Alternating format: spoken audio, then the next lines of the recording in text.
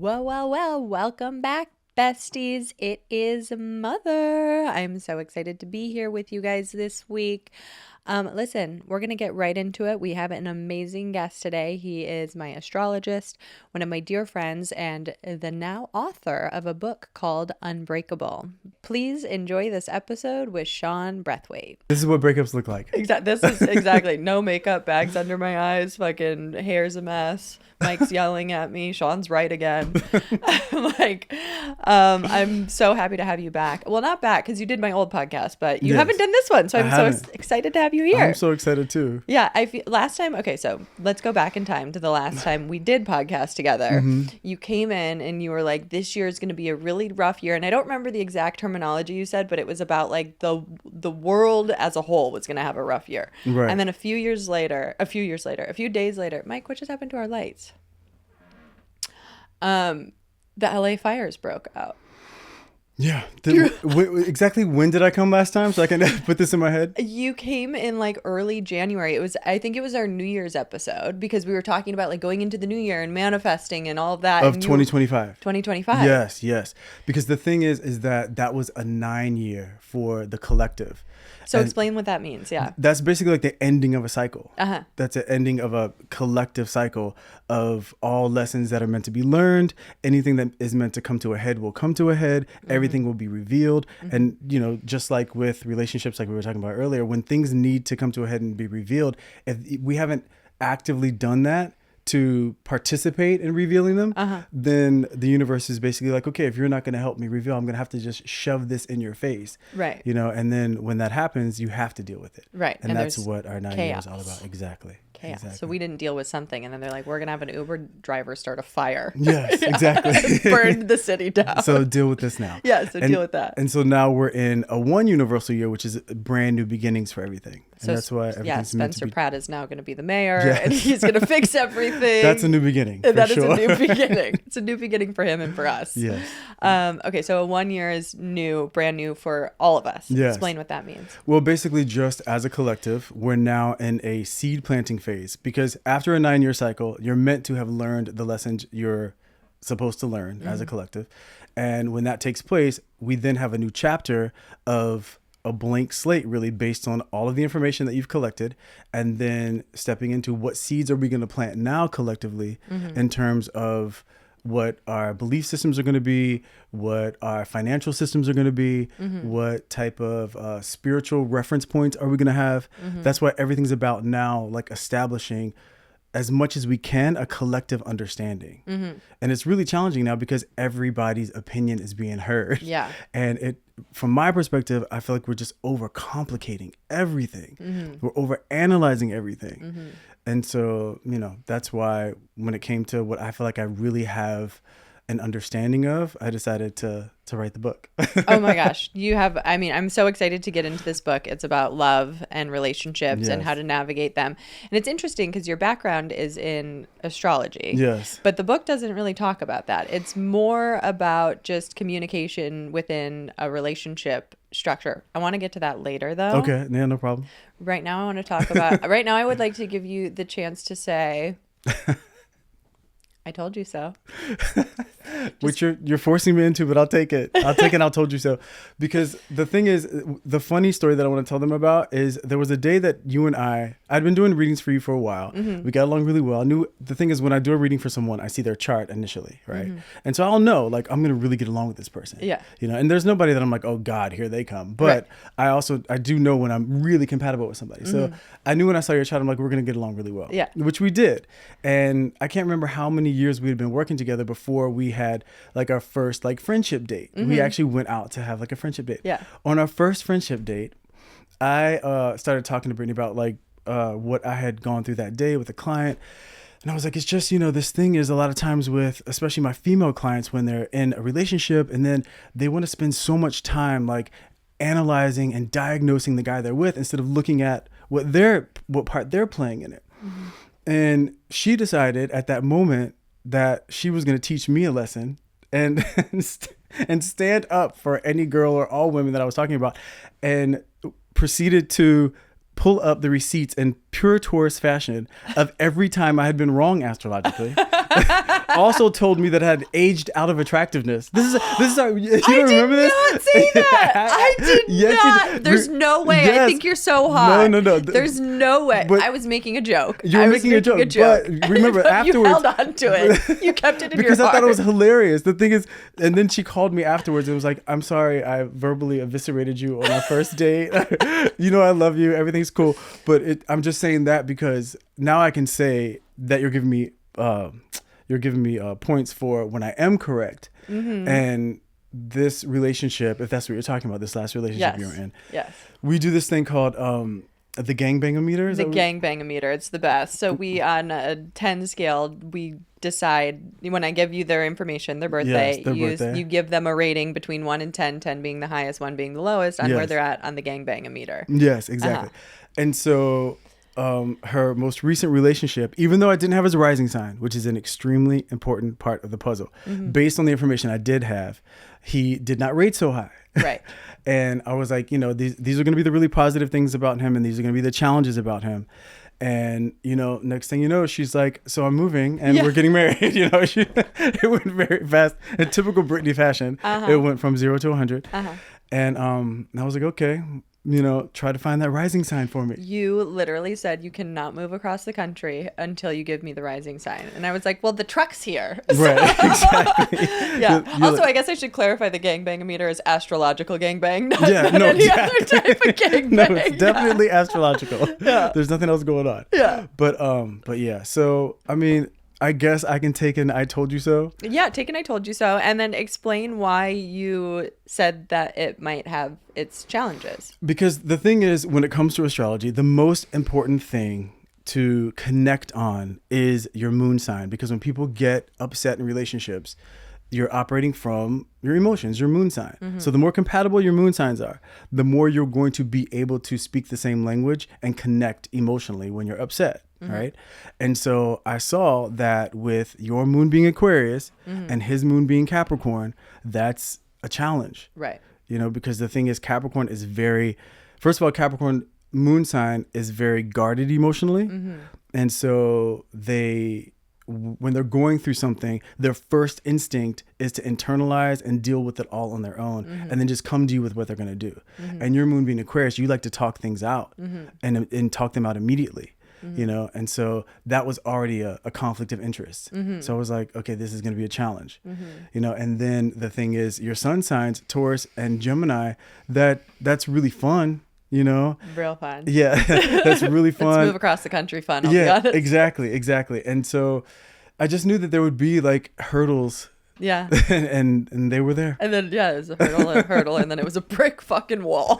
Yeah. So, I mean. Yeah. It's interesting, too, because it is when we got into conflict that we had a really hard time resolving it. And there was more conflict in that relationship than any other relationship I had been in. Right. It was like almost constant, like running up against lifestyle differences and, him being like really defensive about his choices and me trying to like kind of put boundaries in, and he didn't want them, and then he was like really defending his way to live, and it was just it. And now that it's like the end, it's even harder because we're getting like even nastier, right? Yeah, I hate to keep bringing it back to the book because I know you want to talk about it later. We can start talking about the book. Let's do it. Just because I really think that's going to help in terms of the tools of being able to express what it is that you need moving forward and be able to reach a resolution. Okay, so let's get into the book. So you wrote this book called Unbreakable, and it's a really short read, but it's really profound. Awesome. When you were like... That's exactly the goal. When you were like, you need to read my book before the podcast, I was like, I don't have time to read a book, and then I got it, and I was like, wait a minute. Yes. It's more like a manual. Exactly. And it's, 70 pages? 60 something? It's like 56 pages. It's so short. Yeah, it's very short, but it's... Where can we buy the book? Amazon. You can get it on Amazon. I mean, really, even if you just Google Unbreakable by Shawn Breathwaite, then you will you'll find many places to buy it. But right now, Amazon is, I think, the easiest. I'll make sure we plug it at least 4 more times without Perfect. you have to Great. say a thing. Yes, I love that. So, But the beauty of it being so short is because I know, like, especially now, everyone's attention span is Nothing. so small. It's nothing. Yeah. So, and I really feel like one of the gifts that I have accumulated over time doing astrology, things like that, is being able to bottom line information really practically and in a way that's understandable and in a way that's just efficient and straight to the point. Right. And so I really wanted to give people the ability to be able to communicate what their needs were in a solution-oriented way. And so, because the thing is, with relationships, we're never taught how to have a functional relationship, and we don't have many examples of them. Totally. I mean, I think for me growing up, when I was raised, I was so afraid to express my needs because they were often met with resistance or anger or, you know, whatever emotional chaos my mom had in her pocket that day. Right. So I find myself in adult relationships, and more so in my first marriage, I was very afraid to say what I needed because I was afraid that it was going to be so I didn't even have the language. And this book kind of helps you find the language of, like, not being like in someone's face like, I need this or I'm fucking out, like, but more like, this is how I feel, this is what I need, are you willing to do that, like those kind of steps. Yes, exactly. So talk me through how I should handle the rest of this breakup. Okay, so here's the thing. It's like every time you're in a relationship and you get into a situation where you want to talk about what the issue is, you want to talk about your problems, you come to the table usually trying to explain to the person what they did that upset you, right? And 100% of the time when you do that, the other person then is going to defend what they did and try to get you to understand that you're seeing it the wrong way or that you're feeling the wrong way about it. So what this book does is it tells you what to say and how to say it in a way that isn't accusatory at all and just focuses on what it is you need in order to feel better. So it's like in this situation, you would, as you move forward, when challenges come up with the breakup, you would first establish what it is that you need in order to feel better about the scenario. A new boyfriend. Because what I thought was so interesting when I watched your last podcast, you were talking about there were red flags in the beginning, right? So now you have the tools when a red flag comes up, because this is exactly what this book is for. It works in the dating process. It works during the relationship process, and during the dating process, when a red flag comes up, instead of doing what society is like telling us to do now, which is you see a red flag that determines what they're capable of and what they're not capable of. So run the other way, queen, because you deserve more, you know, and everybody celebrates that. And sure, have your deal breakers for, and I say have 3 deal breakers. If you have more than those, maybe question what's going on.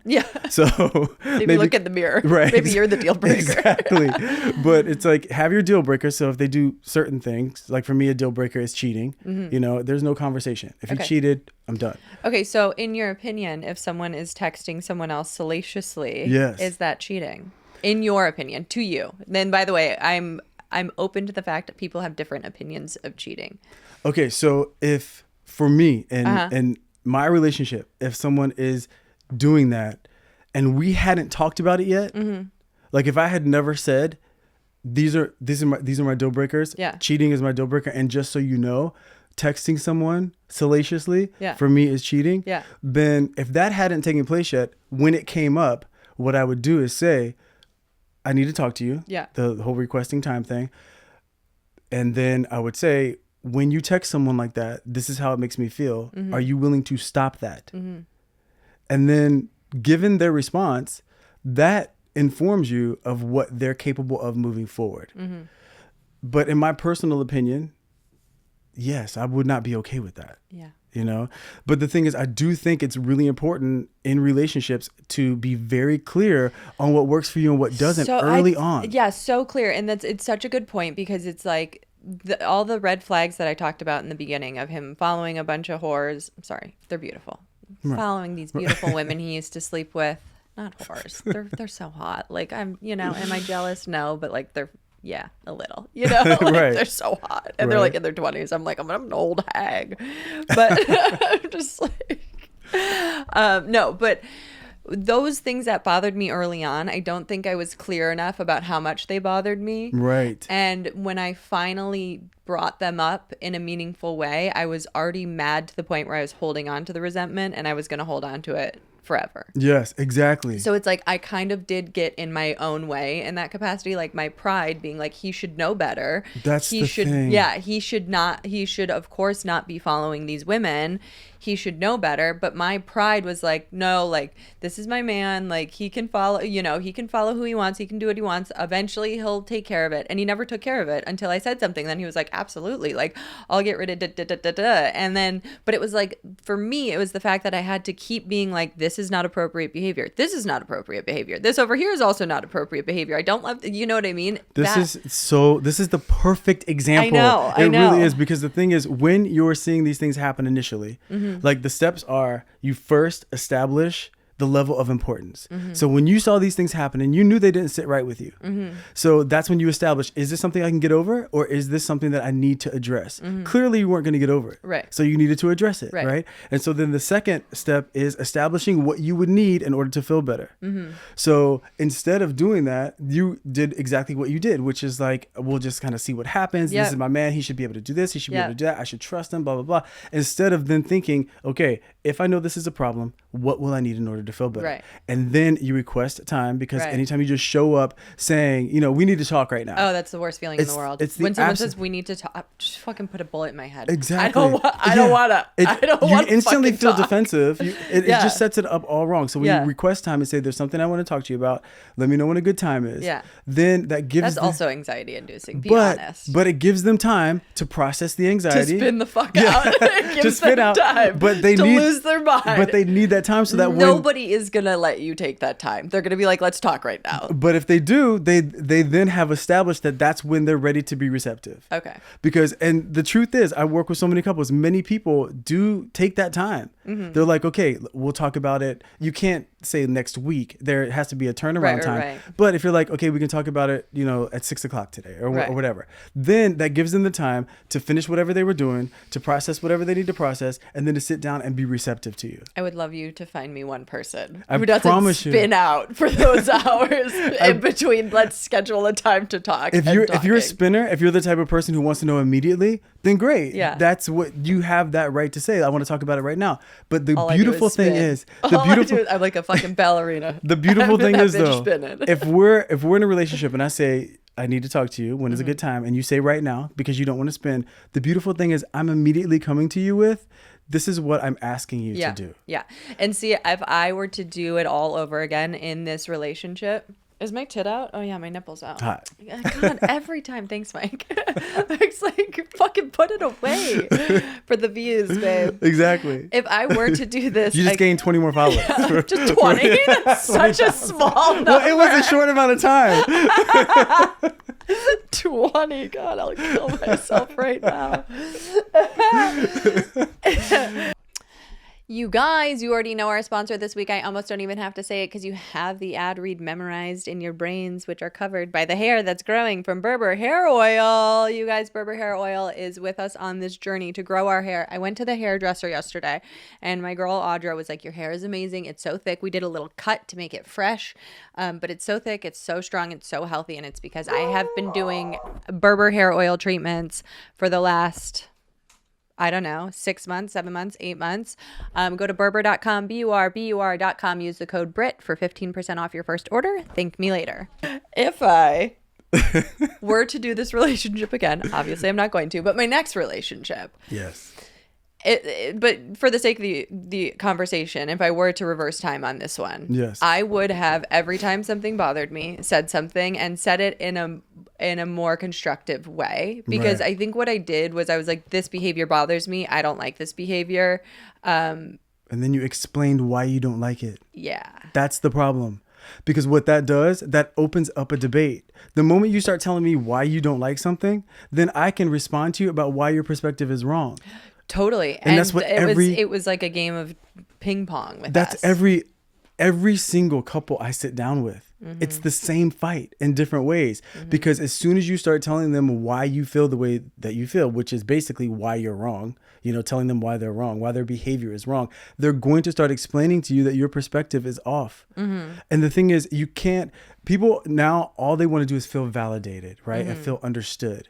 And the thing is, if you're looking for validation, that's really code for, I need you to agree with me. Totally. And if you're looking for that as resolution, you're going to lose every time, because what you want to know, instead of, do you think the way that I feel is validated and do you agree with it? Instead of that, it's like, do you love me enough to do what I need you to do in order to build trust and to make sure I feel better? Right. Because if I can do what you need me to do, I can think that your reasoning for it is completely ridiculous. Yeah. Which is fine, because especially when it comes to men and women, they see life differently. And a lot of times women will want the guy to understand where they're coming from, but men process the world differently. And a lot of times when my female clients tell me, he doesn't get me and he judges everything that I feel, I'm like, it's because he's processing the world differently. Is he able to do what it is, or is he willing to do what it is that you need in order to feel better? Then that's what the solution is. Right. Because otherwise, if he is understanding and being like, yes, I totally get it, I always tell them, you're lucky that, or basically you can just trust that your man will never leave you for another man, because he's behaving like a man. He's understanding the world like a man does. Yeah. So it's so important to stay away I wish from. my man would leave me for another man. I wish he would leave me for another man. I'm just saying that, kidding. like, if he's processing the world in a similar way where he's understanding all your feelings, and which I'm not saying that straight guys can't do that. Of course they can. They're going to understand it. They can be compassionate. But there's going to be many times that they think that the way that you're reacting is ridiculous. Yeah. But that's okay. Yeah. The important thing is, are they willing to do what makes you feel better? No. Do you see what I'm saying? And that's the thing. And I think the thing that we ran up against too is he said that I'll do anything. I'll change anything. I'll blah, blah, blah, blah. And then I gave him a list of this is what I need. And then he couldn't do it. You know what I mean? Yes. So it was like the actions and the words were different. And I was listening to the words for so long and not the actions. And that's the worst thing in the world, to just feel unsafe in a relationship. It's like, I'd rather just feel unsafe by myself. No. And that's the follow through, because, but that then determines for you, is this person going to be able to have the relationship that I know that I'm capable of having? Right. And that establishes that. And the earlier on you can establish that by using this solution-oriented communication, like in the dating process. But how fucking annoying is it that we have to tell guys not to follow every girl they've ever fucked? Can you imagine if I followed every guy I ever fucked? Can you imagine if I just followed the Los Angeles Lakers and I was interacting with every single one of their pictures, being like, hey, I'm still here. Remember when we smashed? I'm still here. That is understandable. That is a frustrating world. Well, and I think too, I feel bad for anyone who comes next, because Chris was such a wonderful partner, and he was so I'm not kidding you, when other girls would talk to him and they would hit on him all the time. He's so handsome. He would look into the distance like he was seasick on a boat. He really would not even make eye. He was so well trained. And then to go to the complete opposite, which is someone who is following all these girls, interacting with all these girls, going out late, having after parties with random girls over, just doing all this stuff. Right. I just am how did I get here? But I guess it's because I swung. Well, the thing is, 12 years in the other direction. But you can. This is where the astrology comes in for me. At least this is why when I look at Chris's chart, I'm gonna know naturally his way of seeing the world and processing the world is, if he's in a relationship, he already puts those guardrails up. Yeah. He's a Scorpio and his moon is Cancer. Yeah. That's that. When it comes to my moon is Cancer also. So when it comes to relationships, you're these are the yeses and nos. These are the rules. They're very clear. Yeah.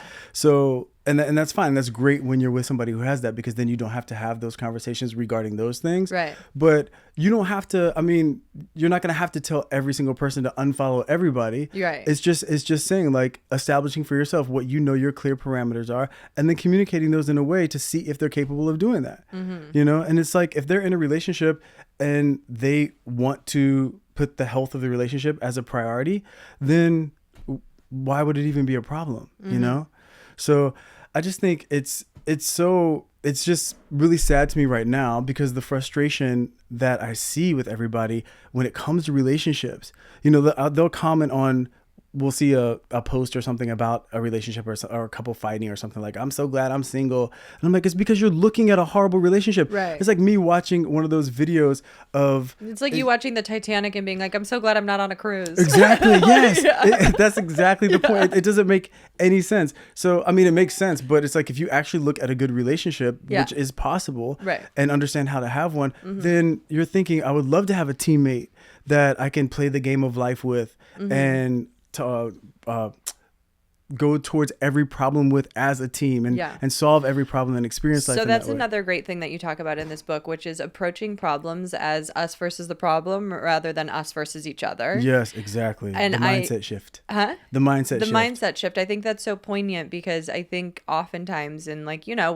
however we're raised, whatever fight or flight is in our systems, like when we get into conflict, it's easy to be like go into survival mode and self-preservation. And sometimes you're preserving yourself against the person that you're supposed to be on a team with and in a partnership with. And that gets into a really tricky space when you are fighting against each other rather than with each other to figure the problem out. Exactly. Yeah. The thing is the very first step before I even go into what the actual solution-oriented communication steps are, the first thing is the mindset shift, which is changing from me versus you to us versus the problem. Because like you were saying, when you would explain what you were upset about, you would then explain why it was wrong. So then it became a debate about, you know, whether you two even agreed that it was wrong. And that's where the me versus you always comes from. Because it's like, I have my perspective, you have your perspective. Let's argue that perspective now. And which takes you completely off course of what the original issue was, which is you're not okay with a certain behavior. Right. The only thing that solves problems is behavior change, not stacking valid points. Right. So it's like, in order to get the behavior change, then you have to request that behavior change specifically and clearly. And so fucking annoying. And doing it in a way though that's no. Just like no, just be fucking normal. But the thing is, that's another thing that I get a lot, especially from women, which is like, I don't want to have to tell him. Aren't some things just common sense? The thing is, it's like, it's not common sense to know how you specifically need to be loved. Do you know what I mean? Like, there's how many billions of people are there on the planet?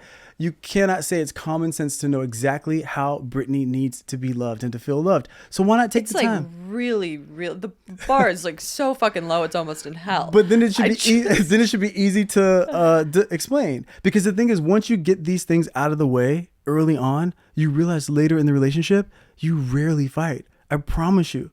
Because the thing is, the fights are usually, like you said, little pieces of resentment that haven't been resolved, continuing to be fed, but they're usually on the same topic. But the thing is, if you resolve them early on, because I call it the three phases of a relationship, are the fantasy phase, which you clearly were going through when you were telling me you were moving across the country. Clearly, which is fine. My U-Haul was packed up. And everybody goes through this. I literally went at lesbian speed in this relationship. Like, I was just like, well, we're moving in. Exactly. That's why I have a girl crush right now. I think maybe I'm a lesbian now. Okay, that is absolutely not what... You're not a lesbian. I mean, have your lesbian moment. No, yeah, I'm going to have a lesbian moment. I absolutely don't judge. All relationships should be all relationships. But the thing is that... That was the most nothing sandwich of a sentence. All relationships should be all relationships. Well, what I mean is I always have a stroke every time you and I talk. All relationships. That was my stroke during this moment. But all relationships should be able to exist. Yeah, totally. No judgment. So next time you see me, I'm eating pussy. Just know I told you so. I'll be like, congratulations. Send me the birthday. You're like, I could never. And where will we see this exactly? What? I said, and where will we see this exactly? I'll just live stream it. But so once you get through the fantasy phase, and then you get to the fix it phase. That's the phase that most people don't get out of, because that's when everything comes up that is meant to come up. So, and I think that I had a bunch of questions about this, by the way. Okay. The 3 phases of a relationship. Yep. Yes. Here we are. Okay. But the thing is, I have a quote from Gabor Mate that I think is really important for people to know. I really like this in the chapter 5, the follow through, when you're talking about honoring an agreement is about integrity. If you say yes, it matters. So like when you're on the other side of an argument and you're like, this is what I need. Yes. And they say they'll give it to you. Yes. And then they immediately don't. Okay. I feel like that then is them showing you their character. Yes, right? Absolutely. But then also question for you, because Yes, I always say I this love thing. I say when when someone shows you who they are, you have to believe it the first time. Okay. How do you feel about that? All right. So this is why I think the deal breakers are so important. Okay. Because the thing is, if I'm going into a relationship with you and I know what my deal breakers are, if you break one of my deals, no, but if you execute one of the deal breakers, then yeah, I see who you are. I'm done. Yeah. But we also have to understand we're all a work in progress. There's going to be things that a person does that you don't like. And that may be who they are right then at that moment. And I'm not saying fall in love with potential, and I'm not saying get someone to change for you, but I am saying if you express to them how that makes you feel and give them the opportunity to understand what would make you feel better, and they're saying, okay, I didn't know it made you feel that way. I totally get that. I'm perfectly willing to do something different to make you feel better. Then not only have you just built trust in the relationship, but then that's where growth really happens. Because think about it, you're not who you were 5 years ago. But if I judged you based on your behavior at that time, does that mean that I was better 5 years ago? I've gotten worse, honestly. The thing that I'm saying is that you have not gotten worse. You have not gotten worse. The thing is that if you are judging someone on their behavior without giving them the opportunity to show you that once they understand how it makes you feel, that they're willing to grow and change with you, then I think you're doing yourself a disservice. Because it's too easy to cut and run, which is a lot of tactics. I call it the breakup reflex. I used to be that person. I was in a relationship where I was called backpack boy. Because every time I got pissed, I always carried a JanSport. Yeah, I would pack my shit up and I'm out. Yeah. I'm out. This is not working for me. Yeah. So, but the thing is that robs you from the opportunity, to reflect, establish what you need, communicate it effectively, and give that person the opportunity to be a part of the solution. Because if they can, you two have just grown together. And then they change by default, not by you saying either you do this or I'm out, you know? So do you think I just cut and run? Absolutely not. Because the thing is, I think one of your deal breakers is cheating. Yeah. Because when you called me. Well, here's the thing is we have different definitions of cheating. He does not think what he did was cheating. He said it was never sexual and there was never any ill intent. Right. So he's like, I never cheated on you. His definition doesn't matter. Yeah. And this is what I'm saying though. When it comes to your deal breakers, people don't have to agree on what the other person is establishing. Right. That's the whole point of this. It's like, if you know your deal breaker is cheating and this is what cheating is to you, and he's clear on that, and he does it, then you're not cutting and running. You're saying like, I already told you this doesn't work for me. Right. But I guess I never told him. But I can't believe I would have to tell anyone that. Like, oh, you can't get half naked pictures from your best friend. And she can't say, how horny does this make you? The reason you can't believe that, though, is because for you, that's a deal breaker. I will tell you from experience, there are relationships where that's not a deal breaker for them. It's something that they might get irritated by, but they work through it. Yeah. But that's not for you. Right. And it doesn't need to be. That's why I remember when I called you from Vegas, my favorite place on the planet. The best place in the world. Well, yeah, when I called you from Vegas and we were talking it through, and I was saying to you, I was like, okay, the only way through this, because you were telling me like, there's no way through this. Yeah. It's like, once you do that, I'm never going to be able to trust you. Yeah. And I was like, okay, the only way through it, if you wanted to entertain this idea, is to establish what he could do to earn your trust back. But you were basically saying there's no way for him to earn your trust back. But then I did. Maybe I didn't update you. I saw your last podcast. Oh yeah. And you said you did give him those options, and he broke those. Yeah, in like 5 days, record time. So, it was like the Usain Bolt of fucking breaking that fucking. Then that is absolutely someone showing you that they're incapable of honoring their word. Yeah. And for you, that's a deal breaker. Yeah. So that's why I'm just saying, when you say if someone shows you who they are, to believe them the first time, when it comes to certain things, yes, but not across the board, because I just know we all need understanding that, like I said, we're all a work in progress. And if someone looked at me in my relationships when I was being backpack boy and be like, he's incapable of dealing with what's going on because he's running every time and didn't give me the opportunity to show them differently, then I would have missed out on the best relationship of my life. Right. So I do think it's important. A good example, somebody that we know, I won't even, but we know them. Okay. They're a common person that we know. Yeah. I'm not going to name their name because I don't want them to get pissed if they see this, even though it's nothing bad. But I saw that she went on a date, and she was saying that the guy, when he took her on a date, it was like it was like either a coffee shop or a fast food place or whatever. Anyway, she was basically saying, if you think this is what I'm worth, then I don't want to be with you. Never told him that hey, when we went on that date, it was cool, but just so you know, it makes me feel really special if we go to a place like whatever. Giving him the opportunity to say, oh, I had no idea that that's what you would like. Yeah. Because the guy might be thinking, I don't know her. We're just going to meet each other, for a quick little moment to see if we connect. There's so many things that could be going on. Yeah. There are so many women, and I'm interested to know what the listeners think too. There are so many women who think a coffee as a first date is a deal breaker. Right. I think it is a blessing because there's nothing worse than a dinner first date. And like you can get along with someone great over text and then you meet them in real life and you know in like 45 seconds that it's not a vibe. Right. And then you're stuck there for a whole dinner. And I'm like, now he has to watch me eat fucking meatballs. Like I don't, right. Like, exactly. I don't want to do this. So I don't understand. I'm curious to know where the walk first date and the coffee first date got such a bad reputation because people get fucking pissed They about get that. so pissed about it and they take it personally and then they do the whole, well, I see what this person is capable of. I see what they're all about. Or like you said, they're showing me who they are. This is their character, when it could just be a difference in opinion. Like you said, you would love that version of a date because you're not stuck talking to somebody where you're like, get me the fuck out of here. Yeah. So, but that's why the communication is so important. If you then decide, okay, this is something that matters to me. I established a level of importance because I liked the person was attractive. They seemed like they had a good personality. Let me share with them, you know what, when we had that date, it was cool, but I would love it if, then letting them know, giving them the opportunity to show you, okay, great. You go on the next date, they do exactly what it is you specifically let them know that you would enjoy.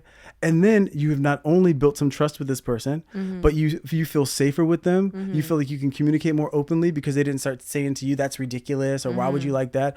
It's like, you give the other person the opportunity to show you that they're capable of growth, which is necessary in every single relationship, no matter who you are. Because I've been the crazy one in relationships. I've been the sane one. I've been, all versions, all types of relationships. And throughout my life, seeing that, and then also with doing what I do now and working with couples, if you don't give the other person the opportunity to understand what it is that you need specifically, then you're robbing yourself and the relationship of the opportunity for the growth that it deserves. You did that. You did it not necessarily in the step-by-step way, right? But you did it by default by saying, once the shit hit the fan and you said, okay, the only way this can work is if, and then he broke that agreement, then sorry, we can't have this relationship because you're not capable. That's a definitive, not a reading into. That is like a black and white. You can't keep your word. So we can't be together. Yeah, all you have in this life is your word. Exactly. And if you can't keep your word, it's like the 4 Agreements. Have you ever read that book? Yes. It's like one of the most important things is being able to keep your word. It's so true. And that is what establishes trust, and that's what builds trust. But I just think that it's right now more than ever, we really need something that's simple and understandable for people to be able to communicate, because it makes me so sad because relationships are the most important thing in the world to me. And this is what I love about you. Seriously, one of the many things I love about you. You will go through some shit in a relationship and get right back on the horse immediately. I'm so excited to date. Yeah. I literally like. I'm not letting this motherfucker ruin my perspective. No, are you kidding me? Options. Listen, I'm a big age. I'm a big old age. And it's like, I got a few hot girl summers left in me. And this is one of them. I'm so excited to date in New York. I'm like, this is going to be so fun. Yes. And the reason that you can have that perspective is because you know that one person's behavior doesn't set the tone for what all relationships are about. Yeah.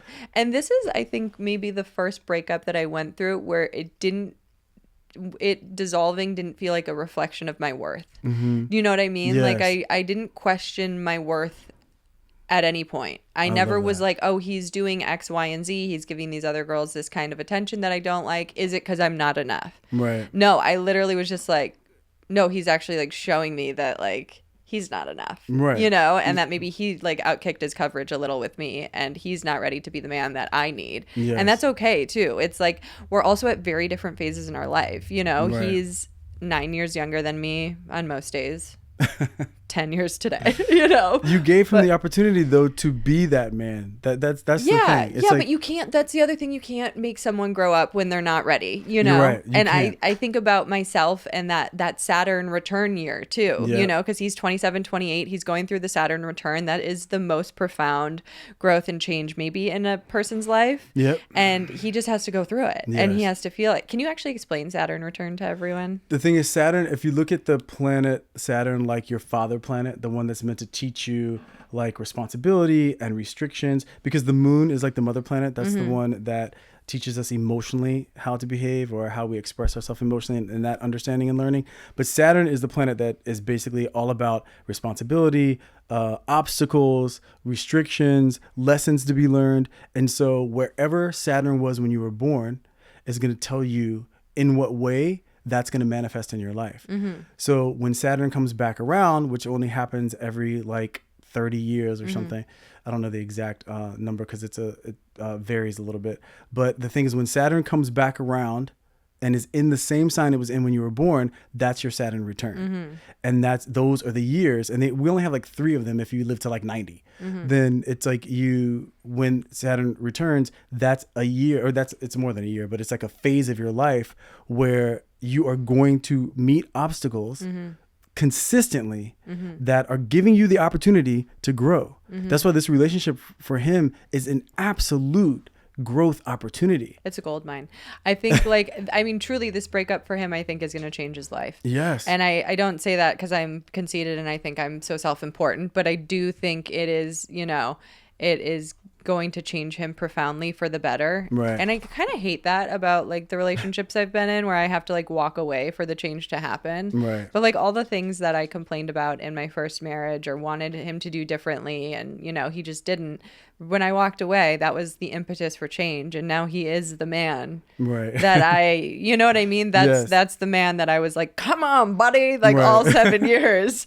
And Yes. then- The thing is though, as you move forward in your relationships and as you learn lessons and as you grow and as you change, the next relationship that you manifest could be a situation that when you do communicate what it is that you need, then that change can happen. well, yeah. Given the circumstances. That's the thing too. I'm so excited. Not to say I'm still so sad and mourning this relationship Of ending, course. but I'm so excited because I feel like every meaningful relationship I have, I learn so much. Yes. And I grow so much. And I feel like from this one, like I'm so strong. I'm strong enough to walk away. Yes. You know, I do it in really tough times and horrible circumstances. But like, why am I so strong to walk away, which is harder than just speaking my needs and my truth in the beginning of the relationship? You know, like why Yes. is there that part of me that like is such a people pleaser and I don't want to like step on their toes or hurt their feelings or seem crazy? That's the thing. That's it right there. You just said it. Because the thing is, especially when it comes to women, when they express their feelings, they want to feel, like I was talking about earlier, understood. They don't want to feel like the person's thinking, oh, they're crazy, they're so dramatic, they're so high maintenance, and they don't want to scare them off to a certain degree. It's like they don't want them to get the wrong impression. So you're willing to hold on to what you're feeling for fear that it's going to be misinterpreted. Right. That's why giving the tools, you're basically just saying, or giving this method of communication, you're saying, this is how I feel. I'm not even saying that what you're doing is wrong. It's almost like if you're talking about texting all those, women or whatever, or following all those women, it's like, you're not necessarily saying that it's wrong. You're just saying it doesn't work for you. It doesn't feel good. Right. It doesn't feel good when I exactly. look at these Yes. women like half naked in their swimsuits on a fucking yacht. Yes. And I'm like, what about me in a canoe? Yeah. Like, this does not I feel have a good to me. Speedo on and I'm in a canoe. You should be liking that picture. So when you establish that that's how it makes you feel, Right. you don't have to argue whether it's right or wrong. You're Right. just saying, are you willing to stop this behavior? Right. Then you don't have to have the argument. So now you can move forward and not be afraid to express what you feel, because it doesn't even matter how it's interpreted. Right. Your Right. feelings are always valid. Right. It's like you expressing that you're sad. I can't say, no, you're not sad. Right. But if you say, I'm sad because you're an asshole, Right. then you think that's a feeling. That's not Yeah. a feeling. That's now a thought. And we can debate that, because we can debate whether I think I'm an asshole or not, you know. And the thing is, women a lot of times I hate to keep jumping on women, but usually they're the ones with more of the complaints. And it's not because they're more emotional necessarily. It's just because they factor how they're feeling more into establishing if the relationship is working or not. And guys aren't going to give that much weight to it. But isn't that a good gauge? Like how you feel in a relationship really does determine if it's working or not. Absolutely. Absolutely. What I'm saying though is when guys are processing how they feel about the relationship, it's not based on little emotional cues or certain behaviors. Right. It's more like, are we having fun together? Is she laughing and having a good time? And are we having good sex? And is this fun? Is this taking the stress out of my world? Does she think I'm smart? Does she trust my decisions? It's more things like that. So if those things were off, he's going to have a problem with it. But if he's not reading emotional cues in the same way that women do, so they're going to be affected more consistently. But when they are, they need a safe space to be able to express that without it being met with judgment. Because every single couple I work with, it's usually that same thing. He's usually thinking, okay, she's being crazy, she's overreacting, and she's saying he's not understanding where I'm coming from. And that the way to bridge that gap is to take the conversation of whether she's validated in her feelings or whether she has the right to feel that way isn't even important. It's like, do you care enough to do what it would take to make her feel better? Right. So that's why moving forward, you wouldn't think, I don't want to say anything because I'm afraid of what the reaction would be. This takes the reaction completely off the table. You can't, if you use this method of communication, you can't gaslight. Right. You can't manipulate. Because the thing is, the only thing, if we're using this together and you tell me how you feel, I can only say, you have every right to feel the way that you feel. What can I do to make you feel better? And I have couples that refuse to come to me anymore because it takes manipulation off the table. It's always the one who wants to talk it out because they feel like if they talk enough, they can talk you right out of feeling how you feel. And you'll start questioning, well, maybe I am being a little too intense, or maybe I am seeing it the wrong way. And it's like, no, this is how you feel. What do you need in order to feel better? Right. So it's like, I wanted to give the tools for people to feel safe, to come to the table with what's going on and look for solutions. Right. So when do you think in a relationship it's appropriate to let your partner know your deal breakers? I think early on is Like so how important. early? I think even, this might sound a little extreme, but I think even by like the first or second date, because a deal breaker isn't something, that's why I said if you only have 3, Yeah. and I said at most 3. Notice in the book I said at most 3, because really my only one is cheating. Yeah. I mean, of course I could be like, when you can't kill people, but Right. that's like when you're gonna like sit across you from a can. murderer. Yeah, you can like, we'll actually do kill it somebody, together. as long as it's not with somebody I care about. But like the bottom line is the things that show up in relationships. So for me, the one is cheating. Right. On a first date, that's not like, oh, he hates cheaters, I can't be. I mean, it's Yeah. like if that scares somebody away, good. Yeah. But if you establish those early on, then there's clarity moving forward that you're not sure if you're making the right decision or not. And that's a lot of the time, well, I don't know if it's going to work. Because I have clients also that are like, if I say like, were you guys committed? Well, I'm pretty sure we are because I don't think he has the time to be dating anybody else. And it seems he like, has the time. and so I'm like, you haven't had a specific, Men will find the time. yes, you have to have a specific conversation about really everything. Everything. But So annoying. But the thing is, it is only because you haven't yet experienced the fulfillment phase where once you do those things early on during the fix-it phase and you get those out of the way, the problems are resolved because you've already come up with an agreement of what you're going to do. Why are you looking at me with skepticism? Because the thing is, if we've talked about it and we've come up with an agreement of how we're going to deal with this moving forward, now you feel safe. Now the solution is in place. That problem's not going to come up again. So the big problems don't keep coming up and you get to a fulfillment phase where it's like we've gone months and months and months with no fights. Maybe small little things where you get on each other's nerves or whatever, you're in a bad mood, but it's like those aren't breakup fights. Right. Those are just life happening. But when you work as a team and you work through those and you know each other, that's the beauty of having a relationship. So it feels annoying in concept to have to tell somebody what it is that you need in order to feel better, or like tell them how to be a good partner, but you're really just expressing what you personally need so they can understand you more deeply in that way, because you want to understand that. But the getting into the whys of it every time and the explanation, that's why with the 4 non-negotiables, no teaching, no preaching, no explaining, and no complaining. No explaining is the hardest one. Yes. Because when someone's talking about why they're upset, they always want to explain because they want to feel validated, which is really, like I said, code for, I need you to agree with me. Right. And that is just 99.9% of the time not going to happen. Yeah. Because how many times have you looked at someone that you love, like, and thought what they were doing was absolutely absurd? Right. But that doesn't mean they should stop doing it. unless it's a problem for you. But I just mean like their way of operating in the world, their perspective. Yeah. Okay, so explain the no teaching, because the no preaching I understand, but the no Yes. teaching, tell me about that. So no teaching is basically like nobody wants to feel like they're constantly being told how they should be living their life. And I'm going to, what you need to do is this. What you should be doing is this. If you But hold on. Yes. Isn't that contradictory to your solution in like when there's a problem, this is what I need? No, because you're basically saying this is how I feel. This is what would make me feel better. Oh, okay, not this is not how you should be doing exactly. things. Okay. Exactly. This is what I need. Yes. Okay. Because when you're teaching in a relationship, that instantly disconnects the two of you and puts you in a situation where you're basically saying, I know more than you in this area, and you need to follow my way. Otherwise, you're just getting it wrong. Right. Where is that going to connect to anybody? Who's like, oh my God, thank you so much for being my teacher in this way. Of course, you learn in relationships and you do teach, but you do so by example. You do so by the way that you're living your life. Right. Teaching would be like when there's a problem and you are communicating in a specific way that's solution oriented, you're teaching them to have solution-oriented communication without saying this is what you need to do because the way that you're doing it isn't working for you. Because Right. no adult is gonna sit across from another adult in a relationship and be told that and respond with, okay, you're exactly right, I'm gonna start changing my behavior because you're telling me that that's gonna work better. Right. You know, it's more like, I'm willing to change my behavior if you request something from me that's going to make you feel better, then sure, because you're not telling me what I'm doing is right or wrong. Right. You're just saying, this is what I would need in order to feel better, and I'm going to change it because I love you. Okay. And that's where our trust is built. So let's fast forward to the end when this system doesn't work. Okay.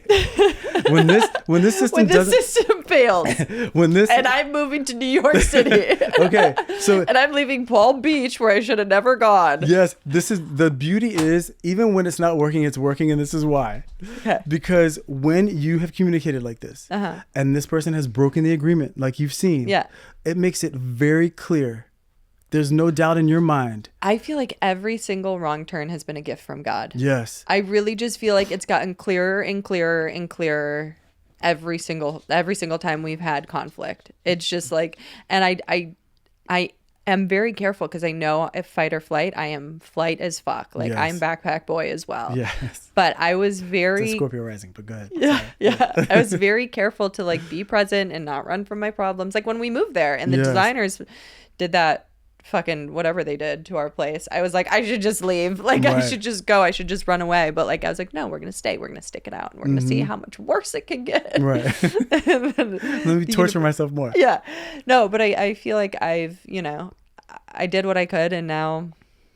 But like you were saying, at every turn, at every wrong turn, there was more clarity. But I guarantee the most clarity came at the very end when you made it very clear what he could do. Yes. Exactly. Yes. Because then there's zero doubt. Yeah, there was I mean, he still tried to be like, it was just poker on a Monday night. And I was like, I asked you not to be out past 1. You went out till 4. This is why there's no explaining. Because it's like, I don't care what it was. Yeah. I asked you to do I was this. playing poker. I'm the bad guy now. And I'm like, oh, Jesus. Yes. And that's the other thing. He has this whole thing where he's like, I'm not the bad guy. And I'm like, whatever you need to tell yourself. Bad guy to or sleep good at. guy, you didn't follow through with what you said you were going to follow through with. So you can call it whatever you want. Yeah, and that's one thing I'm really coming to terms with this year. It's not necessarily just this relationship, but like people really tell themselves what they need to tell themselves to sleep at night. Yes. Like people really invent their own realities of what happened so that they're not the villain in the story. And I'm like, it's so interesting because when I'm a bad guy, I know I'm a bad guy, and I'm like, we can learn from this and I can be better next time maybe.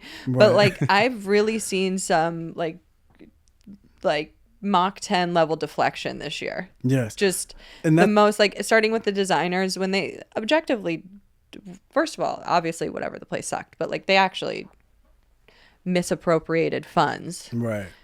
Stole money. Right. You know what I mean? And I'm the bad guy in that. I'm the bad guy because I talked about it. And that, like, I'm getting... Well, yeah, because you called them out. Yeah. You're the bad guy for bringing focus to the shit that they were trying to pull and off. now their friends are calling my friends telling me to stop talking about it. Because I'm like, what story have you guys actually told yourself that happened? Because the actual facts are this. And then the same with this breakup. It's just like he's like, well, I'm not the bad guy. We're just at different places in our life. And I'm like, you can paint a brand new story so that you feel okay about yourself. But the reality is the reality, which is that you lied to me, you disappointed to me, and that's why this is over. Exactly. You know? And then at the underlying thing of that, the beauty of what he's going to be able to look at, which is what we all can look at when we make mistakes in life, is because of my actions, these are the consequences, and this is what I've lost because of that. So instead of me looking at her and creating this entire list of all the things that are wrong with her and how she handled it and why does it have to be this, why does it have to be that, the bottom line is this is what I promised and I didn't do it. What is it about me that didn't want to follow through on my word? Right. Why don't I honor myself enough and love myself enough to say, like, I honor my word because it makes me feel better about who I am and I can present a better version of myself. Because the thing is, especially when we're younger, we get, and especially with the way culture is right now, we're so used to blaming and seeing what's wrong with someone else. Like, the reason we're having conflict right now is because of you and because of the way you see it. Even, like, not that I get into politics, but like, you can see two people. What were you gonna say? Sorry. No, I just, but I'm that way though. I'll be like, no, this is actually your fault. Like but there is like some situations where it's actually one person's fault. This is the thing. It's important to acknowledge that. But why is it important to acknowledge that? Because it's not my fault.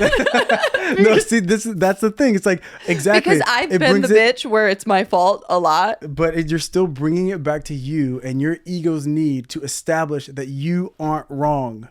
And I'm not. But that is not going to help you. But I've been wrong. I can admit when I am wrong. And that's beautiful. That's beautiful. But that, it is beautiful. But that doesn't solve problems, is all I'm saying. That's beautiful for your own personal development. This is what I love that everybody can see. This is what I get in the readings that we do.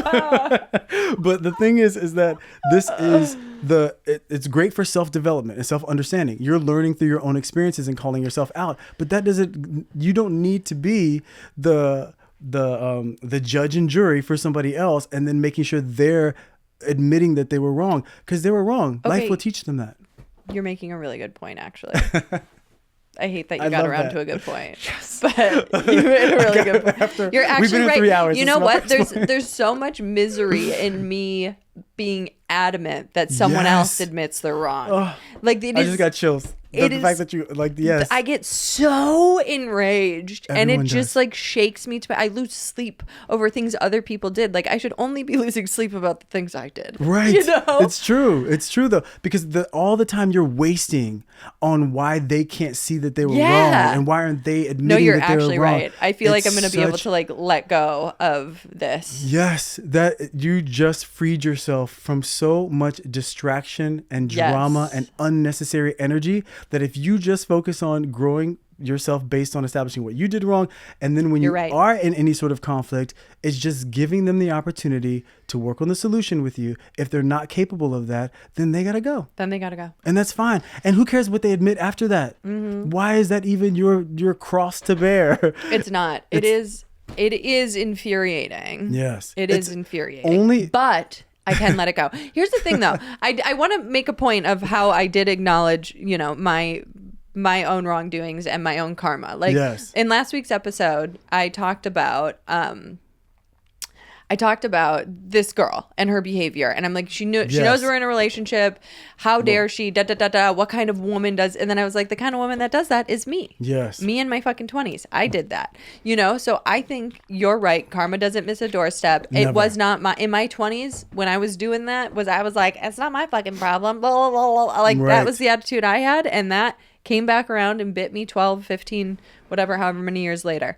So, like, and the only way you learned that, though, was through your own process. Yes. It wasn't because someone said you need to admit that you were wrong. Totally. That's my whole point. Okay. You know what? You changed me today. I appreciate that. That like really. Then my job is done. I can stop being. It's just not my business. And it's not my business what people think about themselves. Exactly. And it's not your job to teach them how they should be seeing life and themselves. Right. And even given their behavior. Yeah. It's such a self-protection mechanism to create a story that, like, of course. And I've done it before. So it's like everyone does it. So I have to stop being so mad about it. You're right. This is exactly like the spiritual foundation of this context is basically saying, the part of you that wants that validation is your ego, because then it also helps you establish that you were right. Right. And the more you can establish that, you can feel good and strong about yourself moving It's forward. getting drunk on self-righteous anger. That's exactly what it is. And so instead of that, now you're just saying, I don't care what you think about what your behavior is doing. I don't care what your story is. You can invent a whole new tale. Because they need to work. Their soul has its own path. It's going to learn its lessons on its own, in its own way.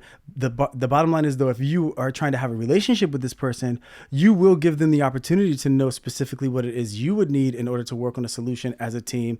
If they're capable of that, like I said, that's how they learn. That's how you actually teach. Right. It's not sitting them down and explaining to them with all the Taurus and Scorpio rising receipts of why they were so fucked up and being so surprised that they just don't get it. Yeah. When for their perspective, I guarantee from his perspective, if I sat down with both of you, I wouldn't tell him he was wrong. Because from his perspective, you're he's fucking up. No, You're a fucking up. because you don't have my fucking back. No, I so have your back. But what I would tell him, what I would say is, based on his perspective, he's not wrong. And the reason, just stay with me for a moment. Based on his perspective, if that isn't cheating to him, then he's not wrong. Right.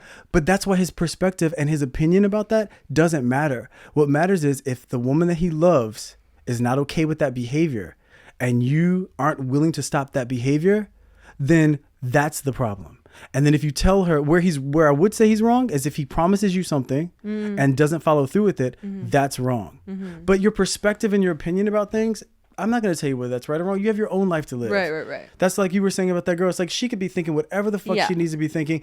And in her world, just like you in your 20s, no one could have told you were wrong. You'd be like, it's not my No one could deal. tell me shit. Okay, exactly. No one could tell me I was an alcoholic. No one could tell me I was a homewrecker. No one could tell me shit. I was like, la, la, la, I'm the best. We have all been there. That's what I'm saying. Every human being, no matter who they are, playing the game of life on their soul's path, is going to have moments where they're just doing dumb shit. Yeah. And the reason they're doing it, or the reason I'm calling it dumb, is because it's not working for you. Right. It's creating negative consequences.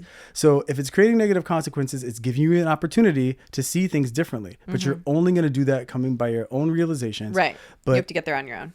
You have to get there on your own. But You can lead a horse to water, but you can't make it drink. So true. And so in relationships, it's like as you're moving forward now, that's when sorry to keep jumping all over, but when I watched your last episode, I was like, I really know now for sure the next relationship that you manifest, you're so ready for it. And it's because that self-reflection of saying like, I was this person. This relationship was reflecting back to me a version of myself that I now understand, and I'm not going to waste time judging anymore. I'm just going to now move forward knowing better and then accessing that knowledge to do better, you know? Listen, we'll fire up the gangbang meter. It's active for summer. Yeah. It's active for summer. I know it's coming soon. What is my... I know. I love that about you. I really do.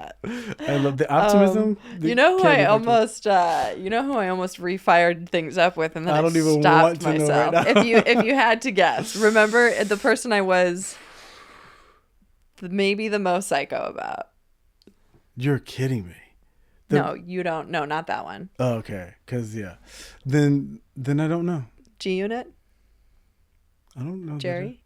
Oh, no. Yeah, no. No. Let that man be.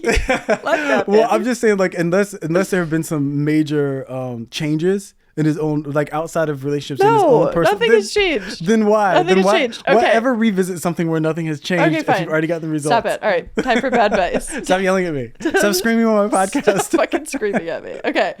Question for bad advice. I'm trying to write my first novel, and I know deep down I have a good story to tell, but the damn voices in my head are stopping me.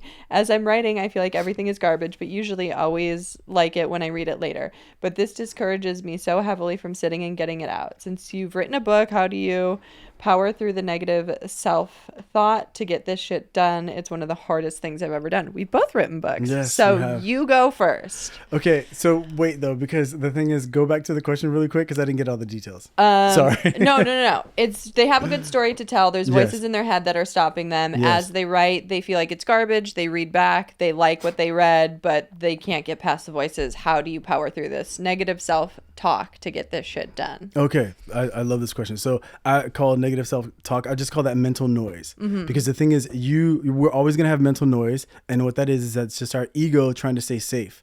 Anytime it's fearful of anything with the unknown, it's going to be afraid that it can't continue to exist.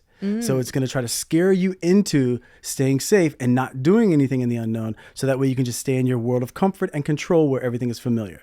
So that's not going to get you anywhere. So you're just going to say, all I'm going to do is stay present in this moment and continue to write to the best of my ability, because that's all I can do.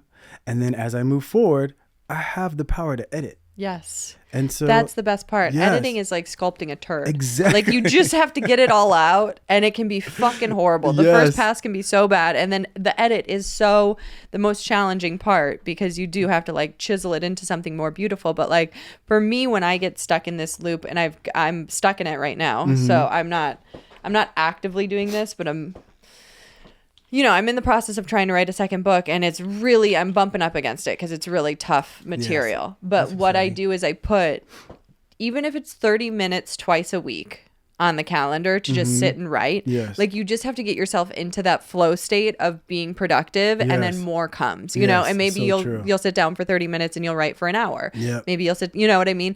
But it's just like giving yourself that little bit of structure. And it's not like a ton. It's not like 4 hours a day of every day. You know what I mean? Like Right. something that's completely unattainable. Yeah, that you won't stick to. Yeah. Yeah. But it's almost like a short enough window where like you just put those voices in a timeout for 30 minutes Yes. and don't let them talk. Exactly. And just get your story. Just get your story out. Yeah, and just know that because sometimes it's easier to shut those out for some people than it is for other people. Yeah. This is kind of where astrology will come into play. But the thing is, if you're the type of person that you're like, I try to shut them up and Yeah. they just won't shut up. Yeah.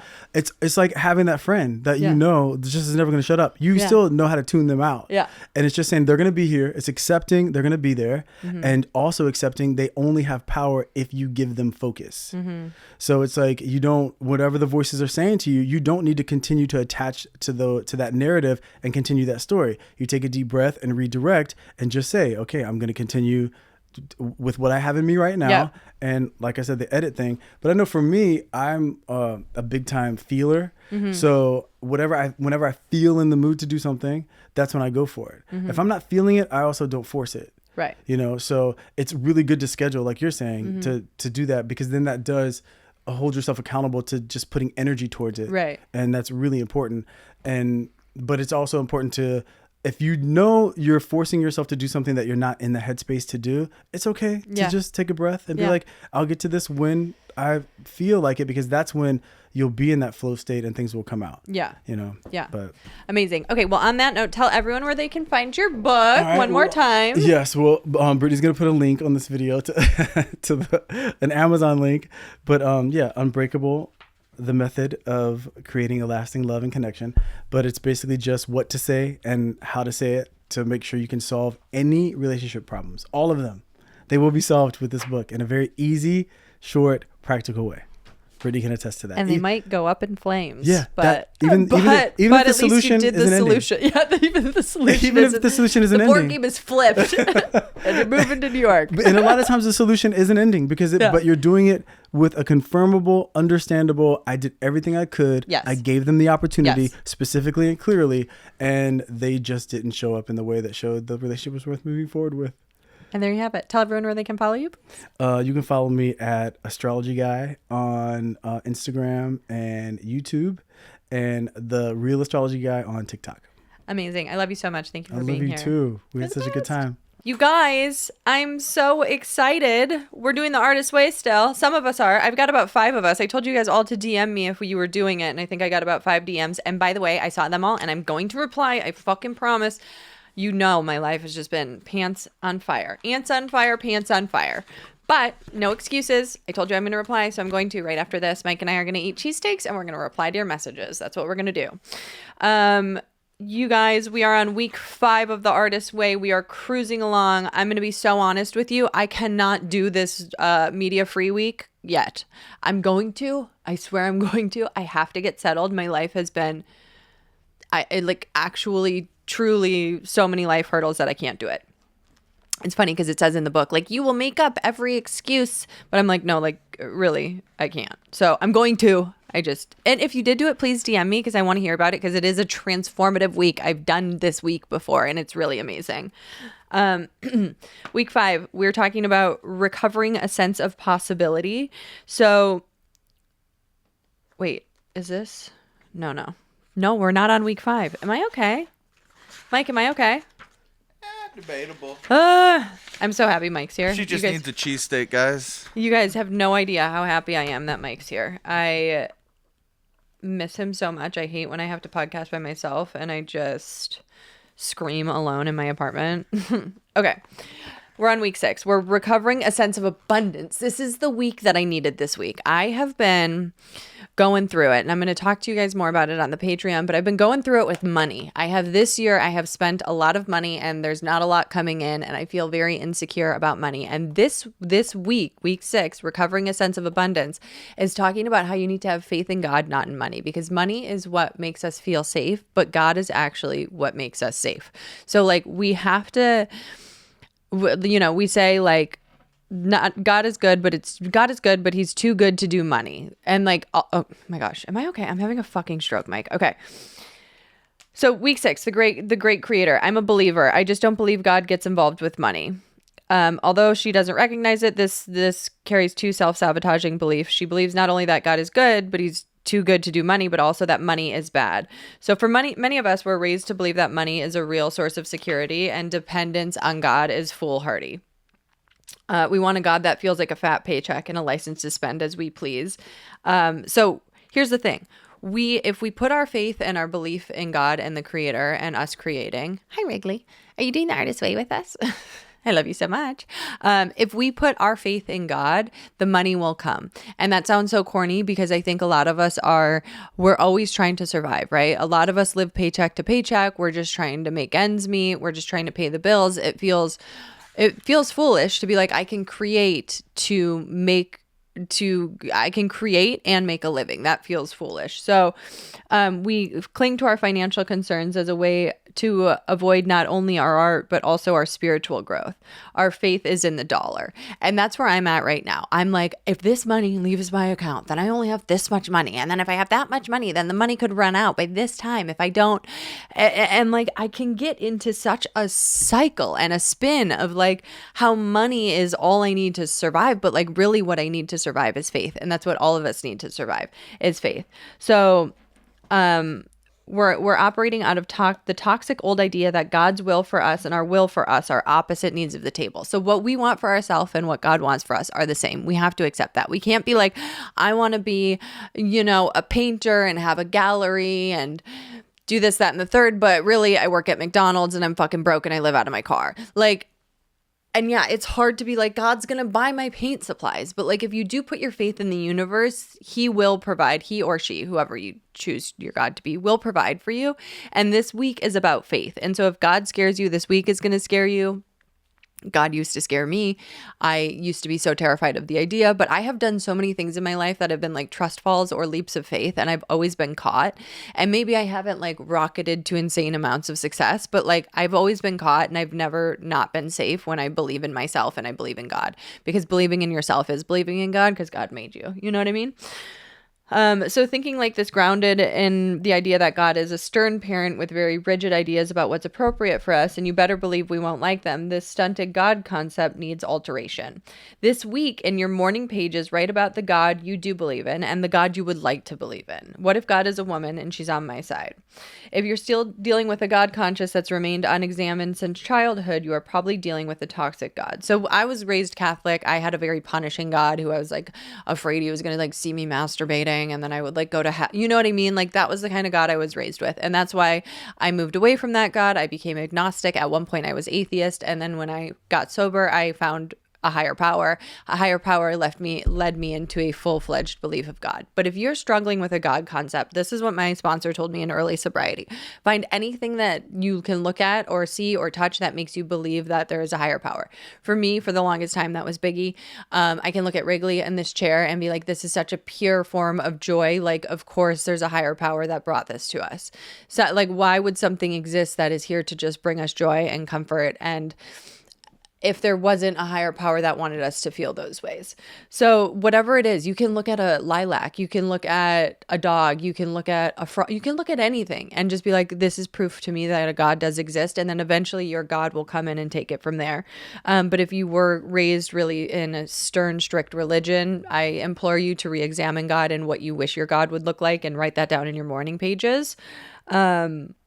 Most of us equate difficulty with virtue and art with fooling around. Hard work is good. So, I was raised, work hard, get a job, do that job. Doesn't matter if you enjoy that job, as long as you can pay the bills and have a nice life, then you're good. The harder you work, the more you get rewarded, and those rewards are money.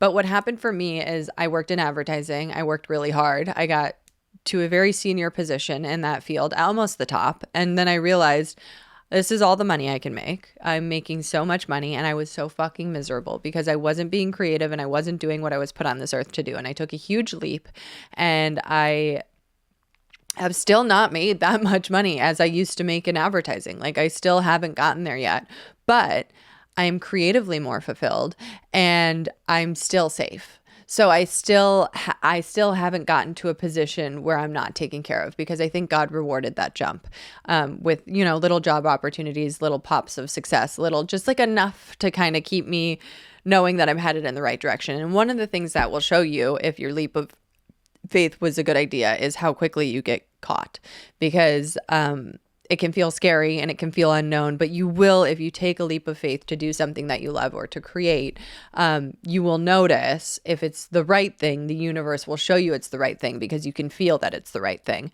right? I've done leaps of faith that were the wrong thing. Like, I started this company called Ho to Go a million years ago, and it was like this overnight bag for girls that went out and they had like their dresses and heels, and you have to like put that on, you have makeup on your face, you have lashes out, like it was like this whole bag so you could leave a guy's house in like a shirt and leggings. And I was like, there was a makeup wipe and a little pouch for jewelry and like a tote for like your clothes from the night before. It was a brilliant idea.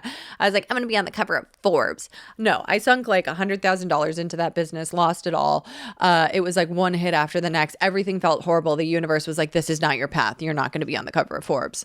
And so I think if you listen to those signs a little sooner than I did, I was very adamant and I was like, no, this is going to work. And then the pandemic happened and nobody was hoeing and nobody was going. And I was like, all right, maybe it's not the thing. But God will support you if you're headed in the right direction. So just imagine there's a God that's supporting you throughout this journey, and then just know that there is, that synchronicity is going to start to make it to make it all feel like it makes sense. If we take care of God's business, he will take care of yours. This is something that's like, a lot of this book also has crossover with AA, which is maybe one of the reasons that I like it. Our God wants us to be happy, joyous, and free. He does not want us to be broke. He wants us to have money to create. This creator looks suspiciously like someone who just might send us support for our creative ventures. Listen. This is it's a big chapter about trusting in the universe, trusting God, redefining your God, and kind of leaning into him more than you lean into your bank account and your financial goals. And like, what would your life look like if it wasn't like, oh, I need this much money to be safe, I need this much money to be safe? How would you feel if money was no issue? What would make you feel protected if money was not the thing that made you feel unsafe? It's a good thing to look at.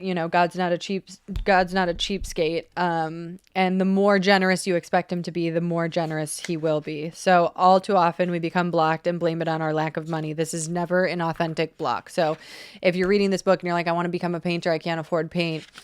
That seems very legitimate, but it's like there's a stopgap. There's things you can afford. There's a painting class, where the paint is provided. Whatever it is, just know that if that's like one of your blocks that's coming up, it's just not super valid. I love you for having it, because I've definitely had it before too, but it's not super valid. So there's money exercises here at the end of this chapter that I need you guys to do. If I had money, if I could afford it, this is what I'd do. If I had some money, I'd do this. I'm afraid that if I had money, blank would happen. Money causes this. It's kind of undoing all of our beliefs most of them toxic, a lot of them coming from our parents about money and what we deserve in that sort of realm. So let's just take a good look at our higher power and a good look at its relationship to abundance this week, and do your tasks. And I love you all so much. All right, besties, that wraps up our episode. I just want to say quickly, if you haven't gone to Spotify or Apple or wherever you listen to this podcast and given us 5 stars, if you could do that, us is me and all of my personalities, that would be great. And if you're not subscribed on YouTube yet, go do that. It's Brittany Schmitt Comedy on YouTube. And the best way to support this podcast right now is to join the Patreon. We are doing piping hot tea on the Patreon. I am giving you the behind the scenes, all of the dirty details of what's going on in my life. And that is truly the best way to support the pod. So please head over to the Patreon and subscribe today. Thanks, besties. See you next week.